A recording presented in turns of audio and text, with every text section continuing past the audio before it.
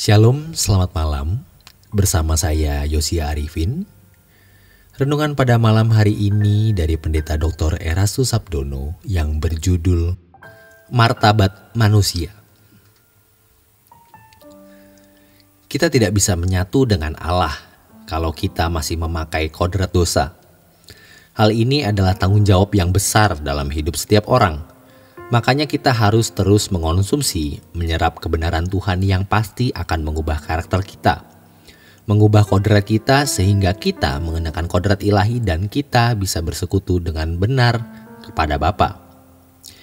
Kita harus menyediakan tubuh kita sebagai bait Allah, di mana kita memiliki ruang Maha Kudus, dan Bapa berkenan ada di dalamnya. Hal ini sebuah keniscayaan, ini sungguh bisa terjadi. Dan ini harus menjadi satu-satunya fokus hidup kita.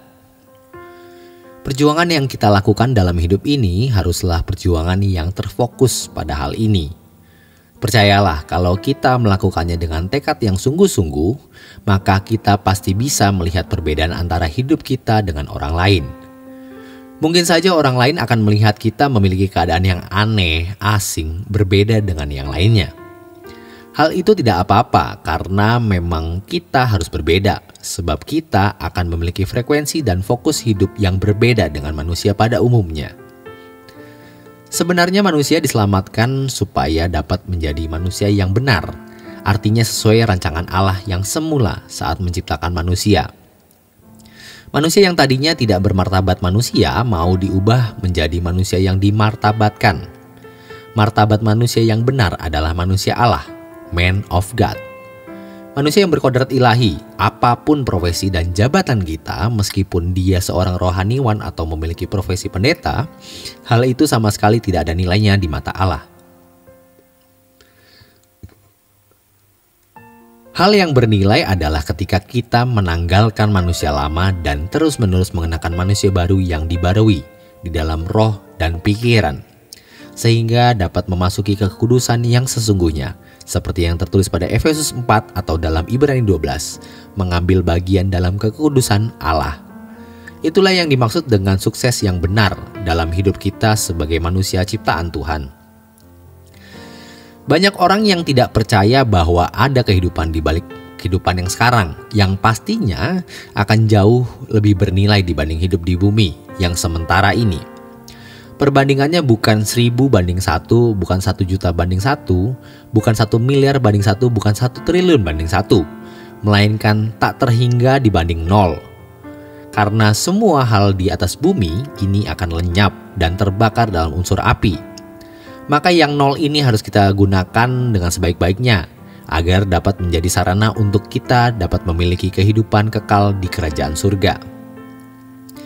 Kalau hidup ini tidak ada kita pergunakan dengan benar sesuai kehendak Tuhan, maka semuanya menjadi sia-sia dan akan lenyap dalam sekejap seperti uap.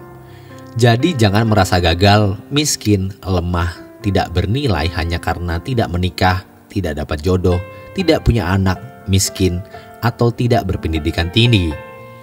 Kita merasa tertindas sebagai orang yang dipandang rendah. Jangan kita merasa gagal di situ. Karena kesuksesan kita yang sesungguhnya adalah ketika kita menjadi manusia Allah, man of God, dan menyatu dengan Allah. Itu back to the basic.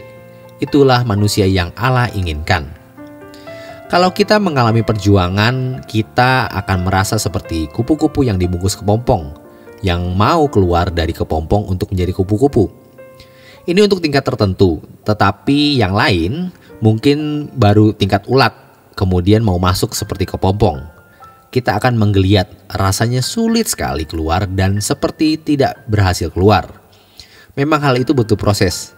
Kalau kita putus asa, kita berhenti. Maka di Ibrani 12 firman Tuhan mengatakan jangan putus asa. Dalam pergumulan kamu melawan dosa, kamu belum sampai mencucurkan darah. Jangan kita berkata, aku manusia yang penuh kelemahan dan kekurangan. Ya begini saja keadaanku. Kita menjadi lebih konyol. Lebih baik kita tidak pernah menjadi manusia daripada membiarkan diri kita berhenti pada satu titik yang membuat kita tidak mencapai perubahan tersebut. Kita mau mengkuduskan diri supaya tubuh kita menjadi bait Roh Kudus dan layak hidup dalam persekutuan dengan Bapa di surga. Gereja yang benar adalah gereja yang berdoa. Percayalah, ini adalah ciri gereja yang benar. Kalau mujizat bisa terjadi sesaat, kita tetap mempercayai adanya atau terjadinya mujizat. Tetapi tentang doa tidak bisa sesaat. Orang tidak bisa pura-pura rohani. Namun kalau orang berdoa itu jelas membuktikan dia rohani. Orang tidak bisa menyembunyikan kesungguhan atau kepura-puraannya. Kalau mau pura-pura suci, pura-pura menutupi dosa, tidak mungkin. Kita tidak mau berbuat begitu. Kita memang mau meninggalkan dosa, sebab kita mau menyatu dengan Allah. Ayo, kita bersedia dientaskan dari kebodohan, dientaskan dari ikatan-ikatan kuasa dosa. Kita mau sungguh-sungguh berubah. Demikian renungan pada malam hari ini. Selamat beristirahat, Tuhan Yesus memberkati.